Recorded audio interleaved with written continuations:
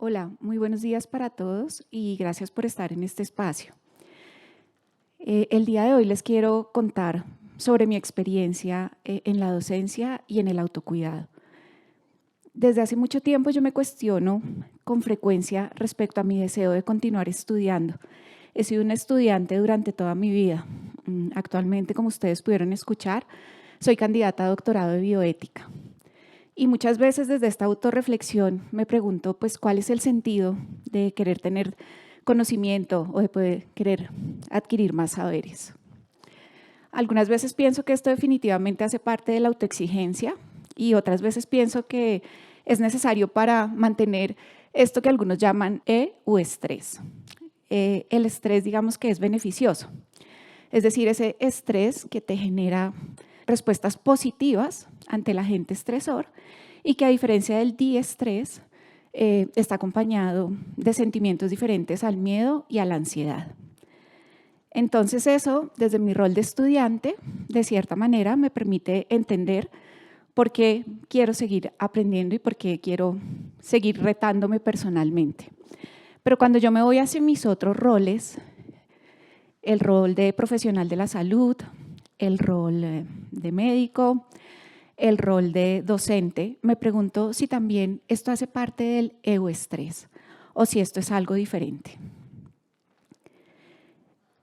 Diferentes estudios en el mundo y en particular estudios que han sido respaldados por revisiones sistémicas de la literatura han identificado que los docentes presentan altos niveles de burnout o del síndrome del profesional quemado.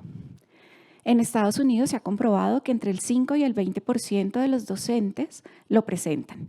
Y en países como Suecia, que quizás uno podría pensar que al ser un poco más desarrollado sería menor, los niveles están cuantificados por encima del 15%. En nuestro país no hay estudios que nos den unas cifras de estas características, pero sin embargo también se ha encontrado que los niveles de estrés en las personas que trabajan en el área docente y no solamente en la docencia universitaria, sino la docencia en todos los, desde el preescolar, la primaria y el bachillerato, también presentan niveles altos de quemamiento profesional. Entonces diría uno, bueno, ¿qué podemos hacer? ¿Qué podemos hacer nosotros para disminuir esta carga? Hoy delante de todos ustedes puedo decirlo con tranquilidad y puedo reconocer que yo también fui víctima o que yo también presenté el síndrome del quemamiento profesional o el burnout. Y si uno se va a la definición de qué es el burnout, pues hay diferentes definiciones. Tal vez si nos aplican a todos nosotros algún tipo de herramienta como el inventario de Maslach, seguramente podríamos estar en riesgo de estar experimentando el quemamiento profesional, pero yo usualmente cuando estoy en la práctica asistencial le digo a mis residentes o le digo a mis compañeros de trabajo, cuando tú sientas, o a mis estudiantes, cuando tú sientas que el paciente te deja de importar, en ese momento pon atención, porque eso quiere decir que estás empezando a presentar síntomas de estar quemado profesionalmente. Y desde el punto de vista docente, cuando a ti te deja de interesar esa persona que tienes allí enfrente, a quien deberías estarle transmitiendo lo mejor de ti, para su desarrollo como profesional, también haz un paro. Está sucediendo algo, te estás empezando a quemar. Puedo decir que yo superé el síndrome de quemamiento profesional gracias a muchas horas de psicoterapia, gracias a la guía y al apoyo de mi psicoterapeuta, pero también porque decidí que la autocompasión y la compasión se iban a convertir en mi modo de vida, de cierta manera, en una de mis filosofías de vida. Aquí está una foto en la que podemos ver una médica, seguramente docente, seguramente con muchas cosas que hacer, a quien le acaban de rechazar un paper de investigación porque así le pedía a la inteligencia artificial que lo generara, que tuviera una respuesta negativa de aceptación de un paper, porque eso nos aumenta más la carga. Y entonces ustedes la pueden ver, está completamente quemada. Como les decía, entonces para mí la autocompasión y la compasión fueron la clave para poder salir de este síndrome. No quiere decir que lo haya superado del todo. El año pasado también tuve algunos momentos en los que identifiqué que estaba volviendo a aparecer en mí, pero ya tenía más herramientas para poder salir adelante. La autocompasión y la compasión, desde la perspectiva que yo la veo, es desde la perspectiva del budismo. Y es esto que es todos los esfuerzos auténticos y realmente profundos y genuinos por evitar o por disminuir el sufrimiento en el otro o el tuyo propio. Esa es la definición de compasión en la que yo me muevo. Y aquí entonces vemos esto, una caricatura en la que está aquí, preguntan, ¿quiénes somos? Entonces contestan, somos profesores universitarios. ¿Qué queremos? Queremos vacaciones. ¿Y para qué queremos vacaciones? Para preparar 2 artículos, para terminar una serie de experimentos y trabajos de investigación y para preparar las nuevas asignaturas para el próximo semestre. ¿Y por qué traigo esta diapositiva? Porque estudios, como el de un señor de apellido Millows, ha demostrado que gran parte del quemamiento en las aulas de clase y de los docentes tiene que ver con la autoexigencia y con este constante querer dar más, querer hacer más, querer ser más perfectos. Y entonces cuando tú te paras desde esta posición de la autocompasión, donde dice, ok, está bien exigirme, pero también es necesario que me ponga límites. Y entonces, como les decía, mi definición de compasión viene de la mano del budismo y traigo aquí una foto de Pema Chodron, que es una maestra budista norteamericana. Y Pema Chodron, además de tener una variedad de libros maravillosos sobre diferentes temas y en particular traer un concepto que a mí me encanta, que es el concepto de la compasión idiota, porque es que algunas veces cuando entramos en el mundo de la compasión creemos que ser compasivo es decirle sí a todo el tiempo y a todo el mundo. Y mi maestro en el entrenamiento del cultivo de compasión, que es Gustavo Brito, un chileno, dice que mucha gente cree que los que trabajamos en la compasión somos como teletubbies que nos la pasamos abrazando a todo el mundo, pero entonces Pema Chodron, ¿qué dice?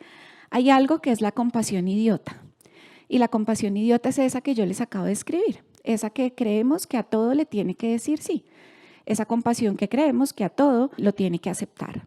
Entonces, una de las primeras cosas que yo aprendí desde este enfoque de la compasión fue a poner límites, aprender a decir no. No desde dónde, desde el respeto al otro, pero desde el profundo respeto a mí como persona, a quién soy yo. Y cuando tú empiezas a poner límites, las cosas empiezan a cambiar. Habrán personas que te dicen, ¿qué pasó contigo?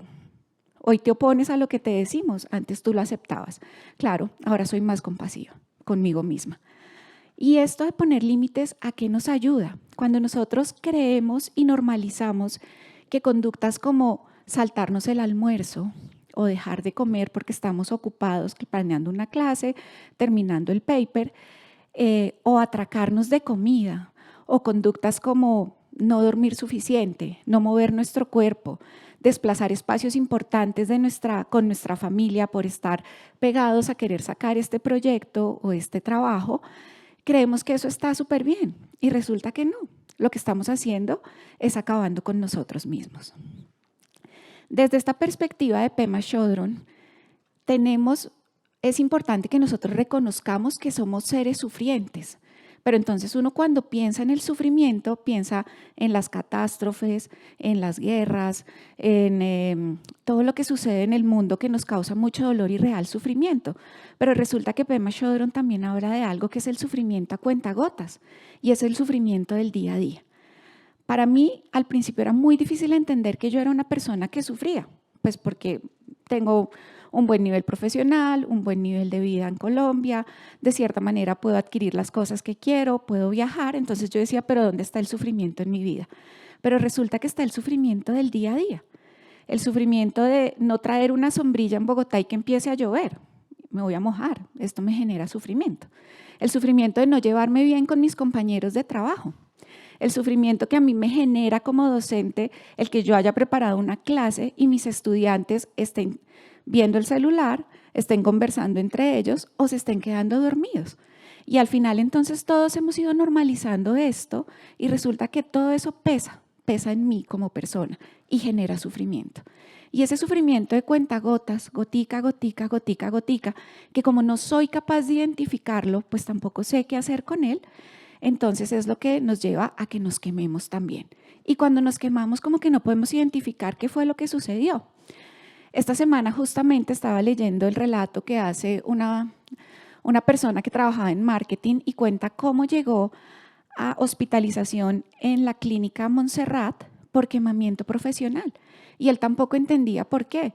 Y él creyó que era que se estaba sintiendo mal, como que se sentía ansioso, como que no sabía qué pasaba con su vida. Llega a la consulta y lo que le dice la psiquiatra que lo atiende es que te tienes que quedar institucionalizado. Oye, pero ¿por qué me tengo que quedar institucionalizado? Pues porque estás con burnout y tienes que venir a guardarte y protegerte aquí para poder liberarte. Entonces, es importante que reconozcamos el sufrimiento. Desde la autocompasión, entonces, como les decía, traigo aquí a Kristin Neff. Kristin Neff es una psicóloga con postdoctorado en la Universidad de Texas y ella junto a otro psicólogo que se llama Christopher Germer se han dedicado a trabajar en la autocompasión. Y eso es lo que yo quiero dejar de mi charla el día de hoy. ¿Cómo podemos cuidarnos desde la autocompasión? Entonces, en primer lugar, poder identificar nuestras necesidades. ¿Y cuál es mi invitación para identificar nuestras necesidades? Es que nos tomemos minutos al día con nosotros mismos. ¿Qué quiere decir momentos al día con nosotros mismos? No tiene que ser, y aunque sí sería mi deseo, pero no es una invitación a que se vuelvan meditadores, pero la idea es que ustedes se tomen de 3 a 5 minutos al día en el que se sienten un momento con ustedes y digan, ¿cómo estoy?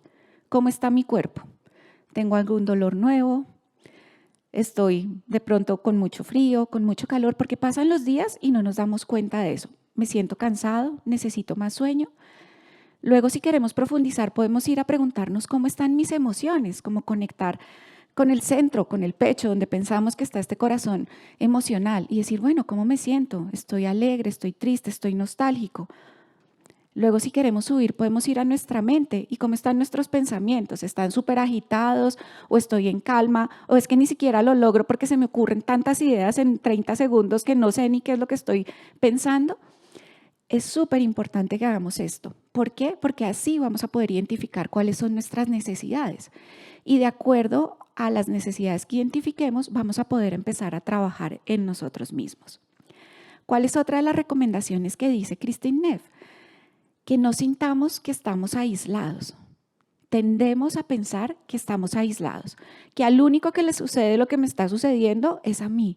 Y resulta que somos parte de una comunidad enorme y esto se llama la humanidad compartida. Y así como yo hoy estoy aquí en esta tarima, seguramente en el planeta Tierra en este mismo momento habrán muchas otras personas paradas en una tarima con un poco de pánico escénico hablando de un tema. Y entonces empiezo a dejar de sentirme Marcela aislada y empiezo a sentirme parte de este colectivo que somos la humanidad. La humanidad compartida, que desde el budismo que compartimos, que queremos ser felices y que queremos estar libres de sufrimiento. Y entonces cuando yo empiezo a trabajar sobre la autocompasión, entonces también empiezo a salirme de este autocentramiento y empiezo a ver que hago parte de una comunidad. Y que además cuando yo identifico mis necesidades, también identifico que en esa comunidad hay personas que podrían ayudarme a suplir estas necesidades y que puedo pedir ayuda, porque no está mal levantar la mano. Hace unos años quizás yo no hubiera sido capaz de pararme enfrente de este auditorio y más de esta grabación que van a ver muchas personas a reconocer que también experimenté el burnout. Pero hoy en día estoy en capacidad de decirlo porque sé que no soy la única ni en la docencia, ni en la práctica asistencial, ni liderando un equipo que ha pasado por esto. Entonces, qué bonito sentirte parte de una comunidad. Estas son mis recomendaciones para el bienestar. Creo que no solamente aplica para los docentes, aplica para todos nosotros en cualquier contexto. Como ya les decía, conectar con nosotros mismos, saber qué necesitamos, buscar esos espacios con nosotros.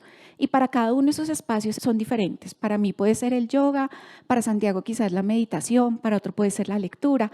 Para Alejandra Torres, que nos acompañó hace unos meses en el TED, decía que el arte. Entonces, buscar esos espacios. Hablarte amablemente. Usualmente nuestra voz interna es muy autocrítica y me equivoco y digo, pero qué bruto. Oye, ¿cómo le hablarías a tu hijo, a tu esposo, a tu hermano o a tu mamá si fuera la que hubiera cometido ese error? Seguramente desde el amor y con un tono diferente. Entonces, empezar a identificar nuestro tono, cómo nos estamos hablando y empezar a bajarlo, a suavizarlo.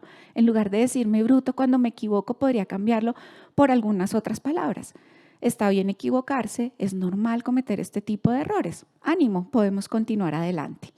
Ya les dije, preguntarte qué necesitas o identificar tus necesidades.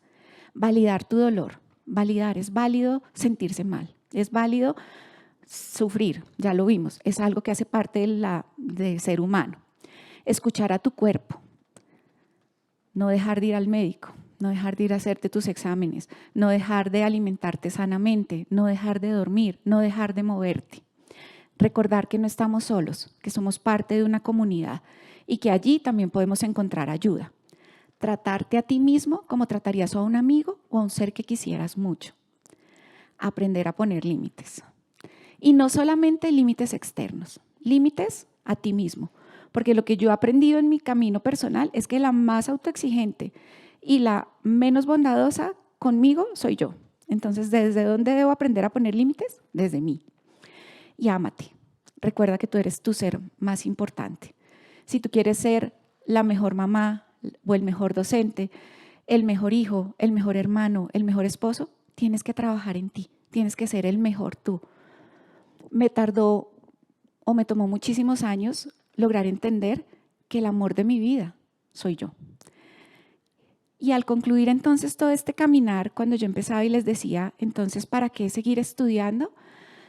Pues para mí, súper valioso para poder entretejer todos estos hilos de todo lo que yo me he ido formando en mi vida, para hoy poder darle recomendaciones a personas que como yo están en lugares donde hay sufrimiento y que quienes muchas veces no tienen las herramientas para trabajarlo y para poder salir adelante de cuando se sienten en ese momento de crisis y de decir no puedo más con mi vida.